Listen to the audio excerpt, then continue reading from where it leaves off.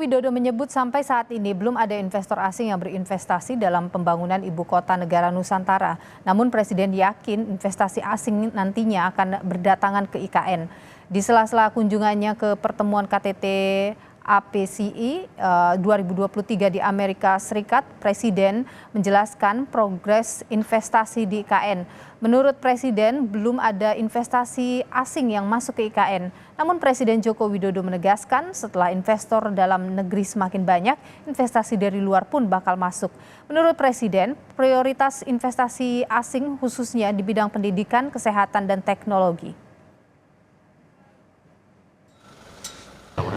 Selamat pagi. Sejauh ini progres investasi asing di IKN, Pak, untuk keberlanjutan pembangunan IKN seperti apa, Pak?